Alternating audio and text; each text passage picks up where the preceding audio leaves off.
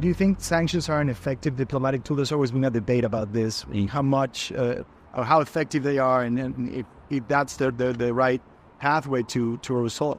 Well, two things about this. Look, think about just Navalny for a second. It's pretty extraordinary that this one man, Putin felt compelled to persecute, to poison, and then to imprison. What does that tell you about Putin and about the system, that they're so afraid of what? One person. And then, horrifically now, we have his death. But in terms of the sanctions, I think what we've seen is this. It's dozens of countries that have imposed sanctions on Russia because of the aggression against Ukraine.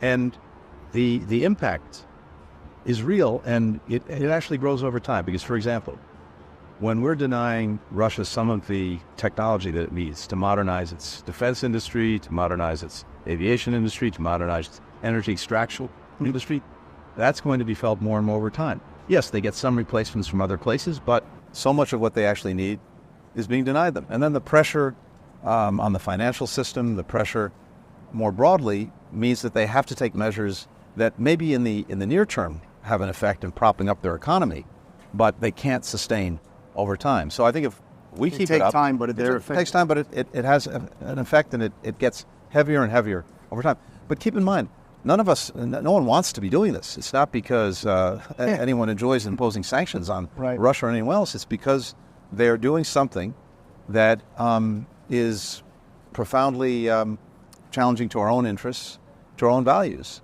And as we were talking about before, you have this aggression, and if it goes forward without anyone saying, no, you can't do that. You can't go into another country and try to take it over, try to erase it from the map, try and bring it, absorb it into your own country. You can't just change its borders by force. You can't dictate to its people what their future will be. If we don't stand up for those basic principles in one place, others will follow suit. And you can pick a list of would-be aggressors anywhere. That's why I think you've seen so many countries stand up. And what's interesting, too, is some of the countries that stood up originally in defense of Ukraine were not the United States or Europe. You have countries as far away as Japan and Korea, because they know what happens in one part of the world can also affect them in their part of the world. Japan has made a significant investment. So, do you think that applies also in terms of sanctions to a country like Venezuela, for example, where the U.S. had made significant efforts to try to reinstall democracy in recent months? Look, that's the path that we want to take. And again, sanctions in Venezuela, the sanctions are not an end in themselves. In fact, we've been very clear. We're fully prepared to lift them, and we've demonstrated that we've removed some if Venezuela gets on to a democratic path. And you now have an agreement that was reached between Maduro and the unitary platform, the opposition in Barbados, pathway to free and fair elections.